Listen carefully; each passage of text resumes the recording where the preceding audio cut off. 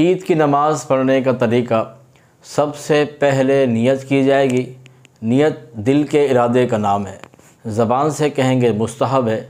नियत यूँ करेंगे, नियत की मैंने 2 रकात नमाज ईद उल फ़ित्र वाजिब 6 ज़ायद तकबीरों के साथ वास्ते अल्लाह ताला के, मुँह मेरा काबा शरीफ की तरफ, पीछे इस इमाम के, अल्लाहु अकबर। अब तकबीर तहरीमा कहकर हाथ को बांध लेंगे। फिर सना पढ़ी जाएगी। सना के बाद 3 तकबीरें कही जाएंगी।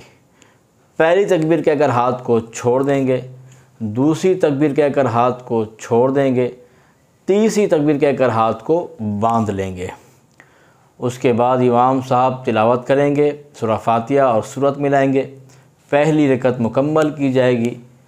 दूसरी रकत के लिए जब इमाम साहब खड़े होंगे तो पहले तिलावत करेंगे, यानी कि सूरह फातिहा और सूरत पढ़ेंगे।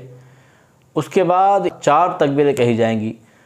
पहली तकबीर कहकर हाथ को छोड़ देंगे, दूसरी तकबीर कहकर हाथ को छोड़ देंगे, तीसरी तकबीर कहकर भी हाथ को छोड़ देंगे। चौथी तकबीर में बग़ैर हाथ उठाए रुकू में चले जाएंगे। ये आसान सा तरीका। फिर दूसरी रकत मुकम्मल हो जाएगी, फिर आखिर में खुतबा पढ़ा जाएगा।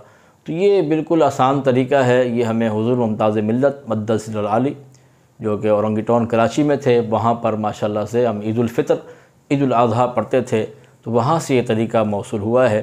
वरना किताबों में और बहुत सारे तरीके बहुत ही अवाम परेशान होती है। उलमा किराम तो समझ जाते हैं, लेकिन इसीलिए मैं ये पैगाम अवामुन्नास के लिए भी और उलमा किराम के लिए भी यही अर्ज़ करूँगा, इस तरीके को आप बयान करेंगे जब मिंबर रसूल से, तो इंशाअल्लाह अवाम परेशान नहीं होगी।